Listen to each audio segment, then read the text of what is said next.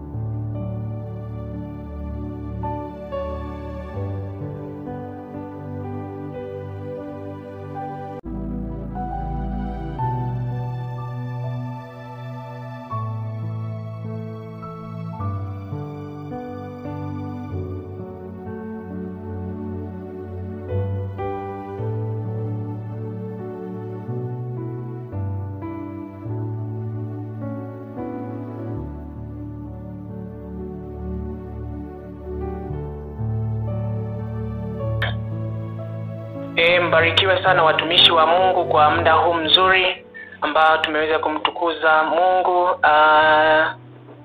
kwamba Mungu atukuzwe kwa wokovu wake. Basi ni muda na sisi pia wa kupokea wokovu huo. Baada ya hapo tutawapelekea wengine.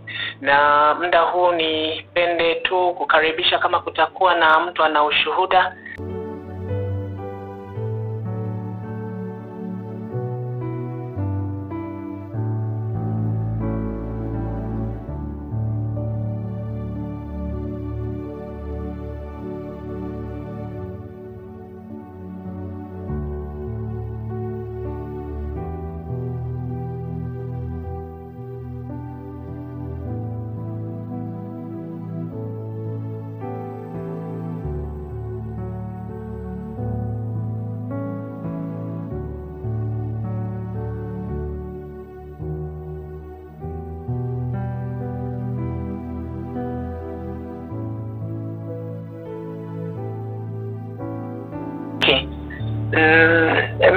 Mimi waga sikosi kitu cha kushuhudia katika maisha, lakini mimi tunaweza nikasema kwamba mbaraka mkubwa ambayo waga ananipatia, au yani ni kitu ambacho yani mtu unaweza kumuuliza kwamba hivi ni kitu gani ambacho wewe ni mbaraka au ni muujiza mkubwa katika maisha yako. Mimi siwezi nikasimulia labda maisha mazuri au inakuaje au mambo au imeenda hivi na vile, lakini mimi waga na mshukuru sana Mungu nikiamka tu salama, yani nina ule uzima, yani ile pumzi ile ambayo Mungu alimpulizia, na sisi tukawa tunairisi kwa namna moja ama nyingine. Mtoto anatengenezwa tumboni, ni muujiza wa Mungu, mwisho wa siku anakuwa kiumbe hai, anaendelea. Lakini sasa hiyo pumzi walio wengi waga hatuithamini, yani tunachukulia normal, lakini ukikaa ukifikiria kabisa, ule ni muujiza wa ajabu sana ambayo ukimtoka mtu wanasema there is no mechanism of returning it, yani ya kuibrace it tena. Hata wanasayansi wameshindwa, yani hiyo ni muujiza mkubwa sana. Lakini sasa ukipatiwa hivyo, watu wanaendelea kuenjoy tu maisha, they are enjoying, they are celebrating according whatever they like. Lakini ukitathmini kabisa katika maisha yako, huu ni muujiza mkubwa sana ambao Mungu ametutendea. Kwa hiyo sasa, kama amekupatia, kama una pumzi bado, inatakiwa ufanyaje? Mungu umsifu, ufanye kazi yake, ili utakapokuwa umeondoka hapa duniani, basi Mungu ajivunie, nilikuwa na jembe langu hapa lilikuwa linanifanyia kazi effectively. Kwa ndivyo tulivyoitwa. Kwa hiyo twendeni tukafanye kazi ya Mungu. Kupata pumzi ni miujiza. Kila siku watu wanakufa tu, hivi na vile, lakini sisi tuna mbaraka. Mimi naweza nikamshuhudia Mungu kwa mbaraka huu, kwa kuamka tu nikiwa na uhai. Haijalishi ninaumwa, lakini ukiamka tu unapumua, basi hiyo itakuwa ni muujiza mkubwa sana. Asante sana. Hilo lilikuwa ni neno tu la kuweza kurutia moyo na safari yetu ya maisha, kukumbushana kumfanyia Mungu kazi katika maisha yetu. Amina.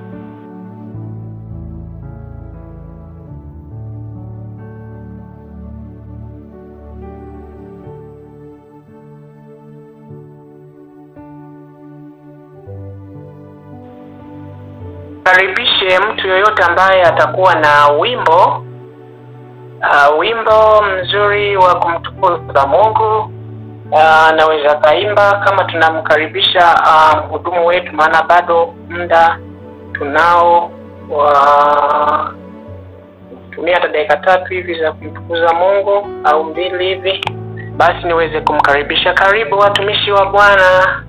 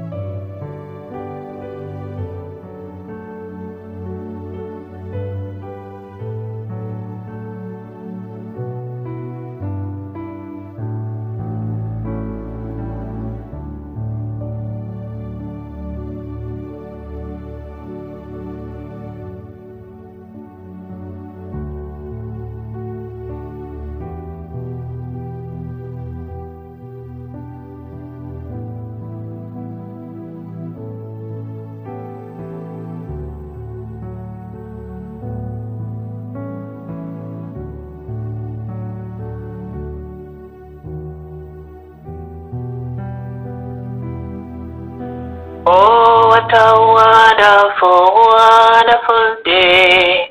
Day I will never forget. After I wandered in darkness away, Jesus my Savior I met. Oh, what a tender, compassionate friend. He meets the need of my heart. Shout this fiery with joy, I am telling him that all the darkness depart. Even came down and glory filled my soul. Oh, when at the cross my Savior made me whole. My sins were washed away, and my night was turned to day. Heaven came down and glory filled my soul. Oh, what a tender, compassionate friend. He made the need of my heart. Shadow despairing with joy, I am telling him that all the darkness depart. Heaven came down and glory filled my soul. Oh, when at the cross my Savior made me whole. My sins were washed away, and my night was turned into day. Heaven came down and glory filled my soul. Heaven came down and glory filled my soul.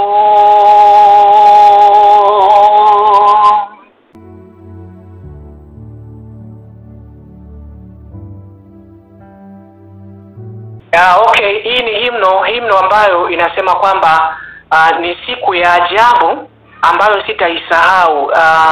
Nilipokuwa ninashangaa kwamba giza linatoweka, Mwokozi giza langu linatoweka wakati Mwokozi Yesu nilipokutana naye.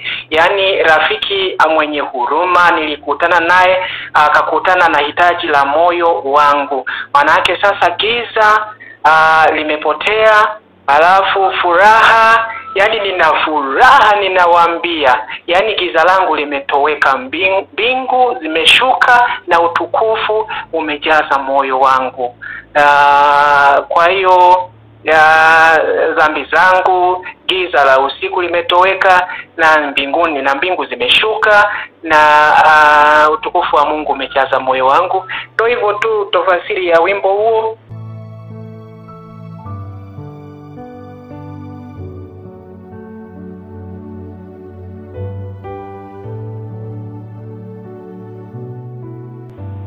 Haya, nimkaribishe sasa aliyejiandaa na neno la uzima. Karibu sana mtumishi wa Mungu, uweze kumega mkate wa uzima. Haya, nasi tupo karibu kupokea, tayari mioyo yetu tumeshaiandaa. Karibu sana mtumishi wa Mungu.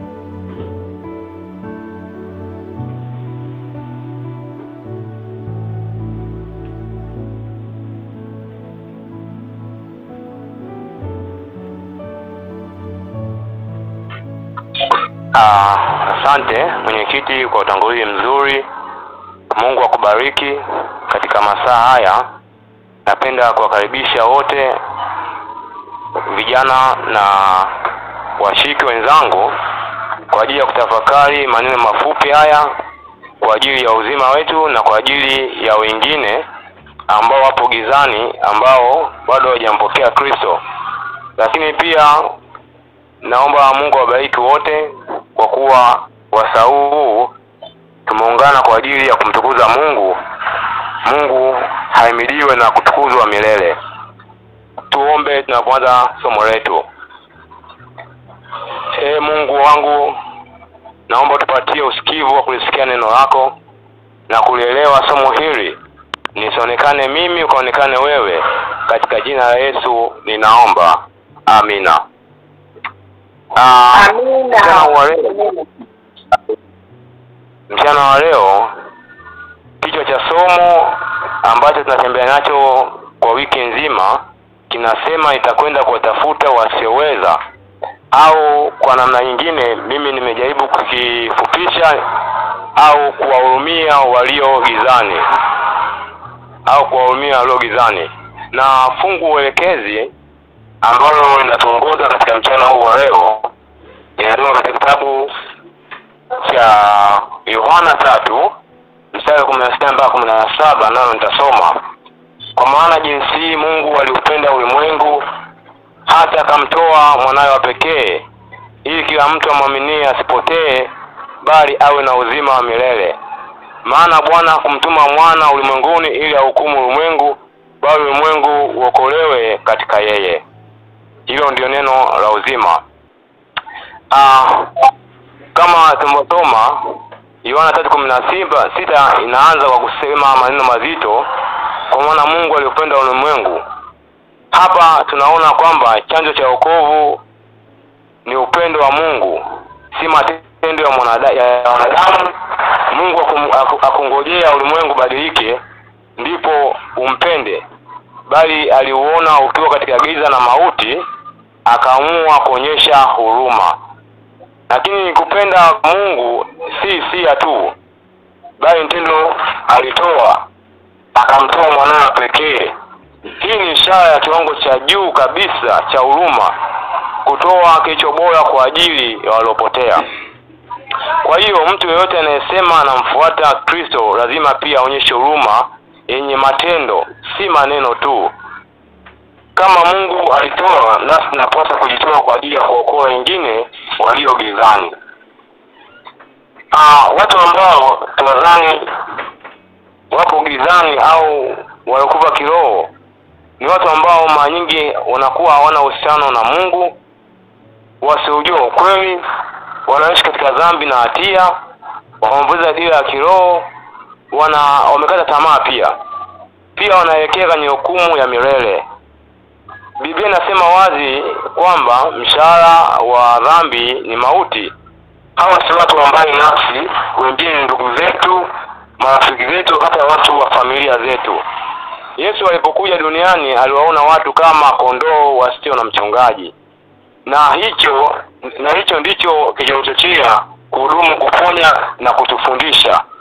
Tukiwa wanafunzi wa Kristo, tunapaswa kuwa na macho ya kuona mateso ya wale waliopotea, si kuhukumu bali kwa huruma. Lakini pia Yesu hakuja kuwahukumu waliopotea, bali pia bali kuwaokoa. Hivyo kanisa na kila muumini tumeitwa kuwa chombo cha rehema, si cha kuhukumu. Huruma inamaanisha kusikiliza walio na maumivu bila kuwashtumu, kuwasaidia waliopotea kwa upendo, si kwa kiburi, kuombea waliopotea kwa bidii, kuwashirikisha habari njema kwa upole na upendo. Mara nyingi tunakuwa wepesi kuhukumu na wazito kusaidia, lakini kumbuka tumeitwa kuhurumia na kuwaokoa wale wenzetu ambao wapo gizani. Kuhurumia walio gizani leo hawako tu nje, wako hata ndani ya kanisa pia.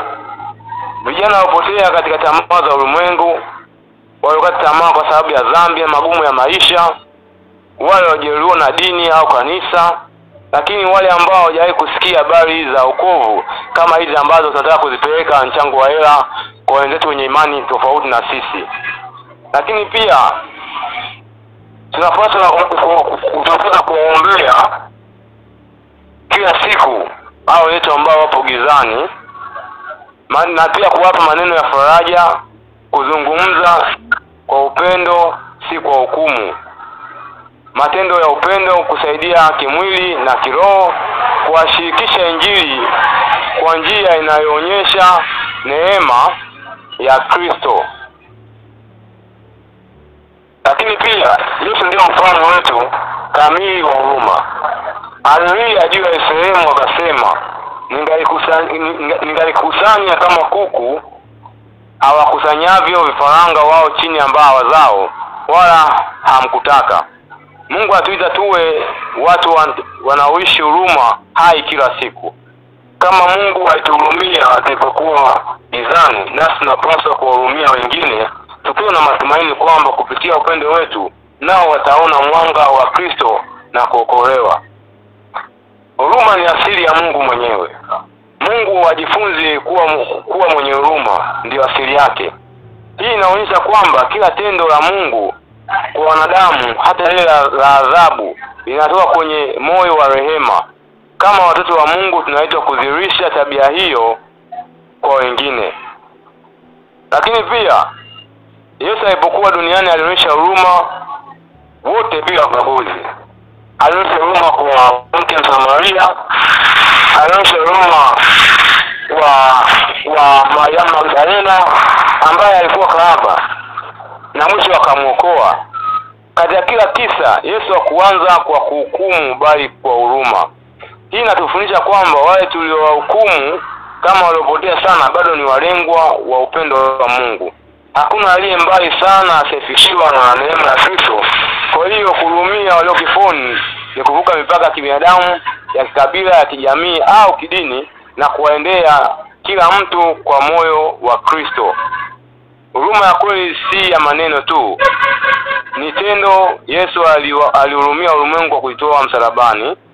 Hakuwa na dhambi, lakini alikubali kuhesabiwa kama mwenye dhambi kwa ajili yetu.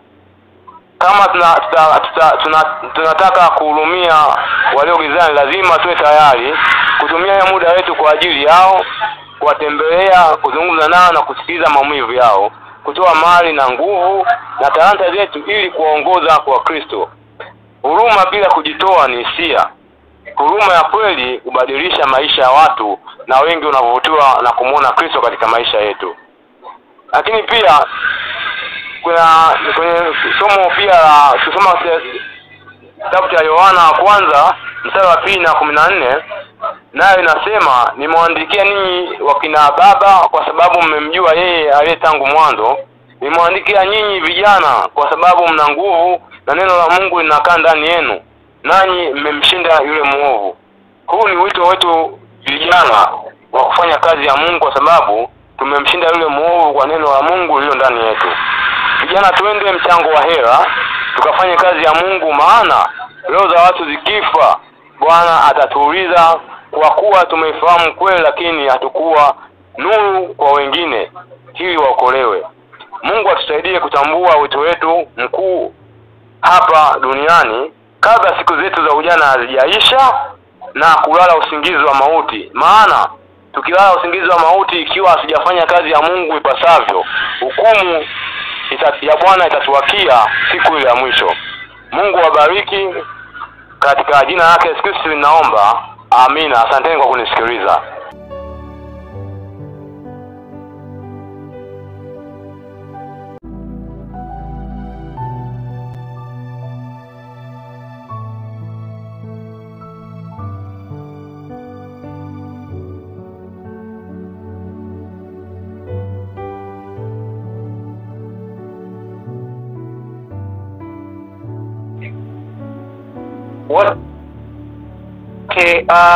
Barikiwe sana mtumishi wa Bwana kwa neno hili sacrifice kwa ajili ya maisha yake ili sisi nasi atuokoe. Sasa hiyo Yohana 3:16 kweli inatukumbusha na sisi sasa ni muda wa kwenda kuokoa wengine. Kwa kama alijitoa kafara, hata sisi ni muda wa kujitoa kafara. Kujitoa kafara tukajitoa, yani muhanga kwa namna yote ile kwa ajili ya kutuokoa. Barikiwe sana mtumishi wa Bwana.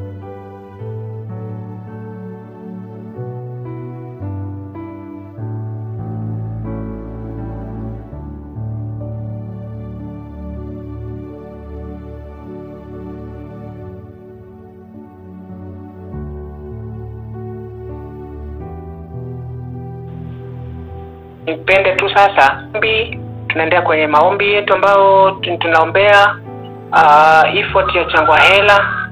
Tunaombea hao watumishi ambao watakao participate pale, watakao toa neno la uzima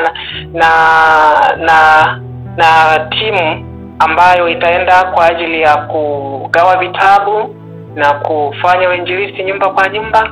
Bwana wapatie nguvu, awatangulie. Challenge zitakuwepo, lakini Mungu atawapigania. Maana Yesu amesema, tazama yuko pamoja nasi hadi ukamilifu wa dahali. Naombea kitu hicho. Na kitu kingine ambacho tunaombea ni kwa ajili ya vijana ambao tunapitia changamoto mbalimbali. Kuna neno la Mungu linasema kwamba onjeni muone Bwana onjeni muone Bwana yu mwema. Tumefunga na kuomba Mungu. Sasa vijana tunaomba tufungulie njia, wale ambao wanatafuta ajira wakapate, wale ambao wanataka maridhiano katika familia zao Bwana akawasuluhishe, wale ambao uchumi wao unakuwa ni mbovu Bwana akawasaidie, biashara Bwana akaweke mkono wao, wenye nia za ambao wanatafuta wenza wa maisha na wenyewe Bwana akawasaidia akapate walio mema. Na pia kwa kanisa kwa ujumla katika mipango yake yote, sasa idara ya vijana wote, changamoto zote mtu atatuombea. Basi niweze kuomba tu watu ambao wanaweza wakatuweka mikononi mwa Bwana. Irene, mtumishi wa Mungu, ninakuomba kama unatusikia huko uweze kutuombea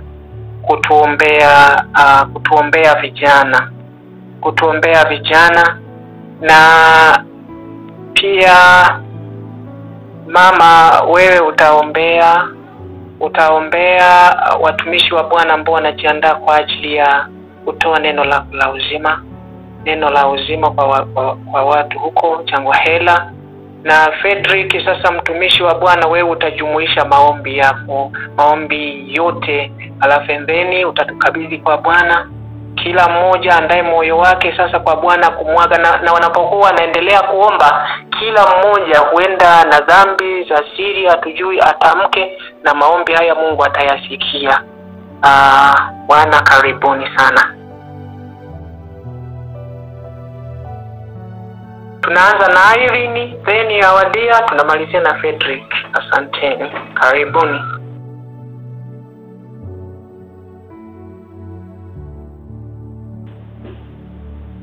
Tuombe. Mtakatifu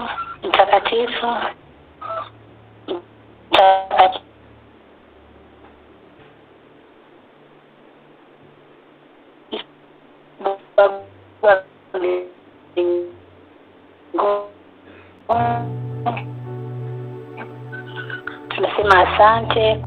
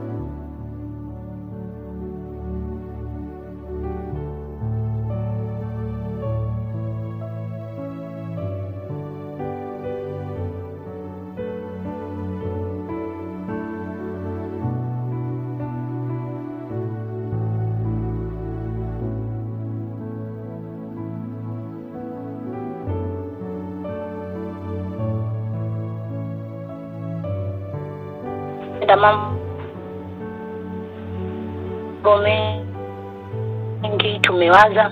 Mungu wa mbinguni nakuja mbele ambao wanabali ya kidunia, wengine ni wagonjwa, wengine wameumizwa, wengine wamekashia tamaa, wengine kwa kuwa umesema vijana sisi tuna nguvu. kawasaidia wale wote ambao wameumia, kawasaidia wale wote ambao wanapitia changamoto mbalimbali. Baba, kawapatie moyo mkuu, kawapatie nguvu na uweza wa kuyakabili, lakini kawapatie Roho Mtakatifu ambaye atakayewaongoza kuishi na kuyashinda hayo majaribu. Lakini Mfalme wa amani, katusaidie sisi kama vijana, tukazidi kujitoa na kuifanya kazi yako, tukazidi kukupenda, utusaidie kuepuka na mambo ya ulimwengu, utusaidie kuepukana na dhambi na majaribu ya ulimwengu huu, ukasaidie tukazidi kutumikia kwa roho na kweli, ili utakaporudi tukakulaki mawinguni.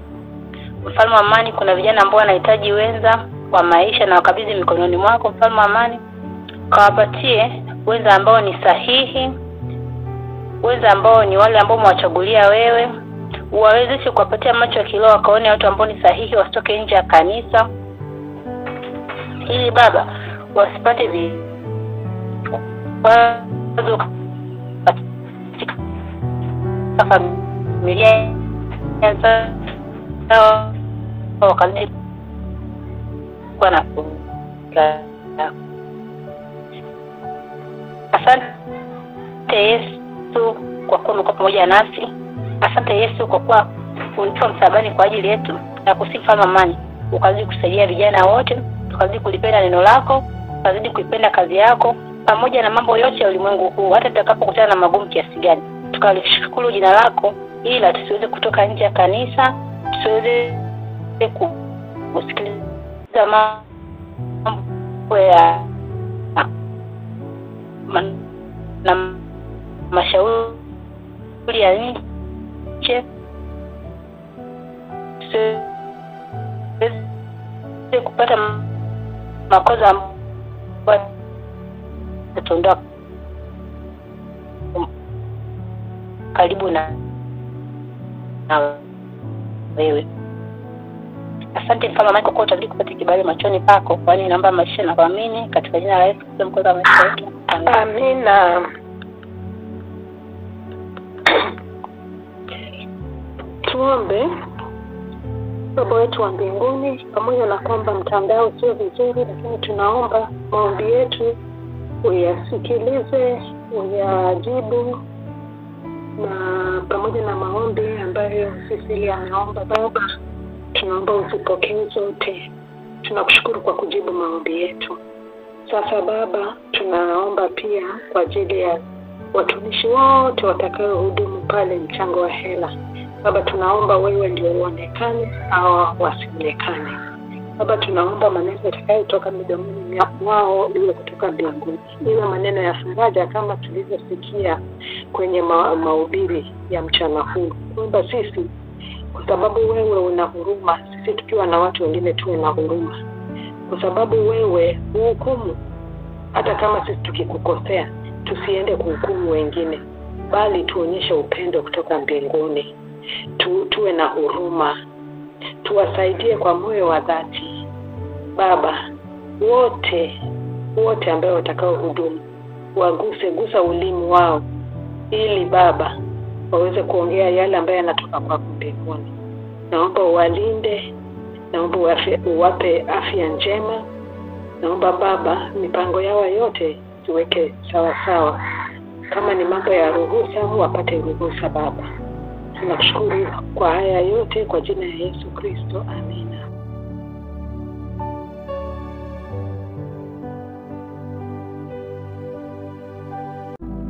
Tuombe. Mtakatifu, mtakatifu, mtakatifu, Baba yangu na Mungu wangu, tunakuabudu na kutukuza katika masaa haya mchana huu wa leo. Mungu, napenda kuweka mikononi mwako viongozi wote wa idara ya vijana ambao Mungu umewapa njozi na hata kuleta mpango huu wa kwenda mchango wa hela kwa ajili ya kutafuta roho za watu. Mungu, naomba uwabariki viongozi wetu, ukawape nguvu na afya njema, lakini Mungu katika pale walipofungukiwa, Mungu ukawaimarishe. Lakini pia Mungu, tunaombea viongozi wa mambo ya kiroho pia ambao wameita ratiba nzuri na hata kuwa na wasaa mzuri wa maombi ya mara kwa mara kwa ajili ya kutafuta uso wako. Mungu pia uwabariki viongozi hawa. Lakini pia Mungu, naomba ulinzi na afya njema kwa wahudumu wote wa effort wa mchango hela watapokuwa naelekea huko.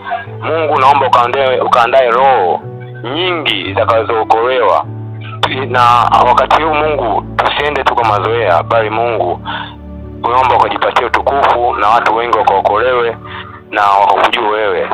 Lakini pia Mungu, ninawaweka mikononi mwako vijana wote wa kanisa la Mwenge kwa kujitoa kwao kwa namna mbalimbali.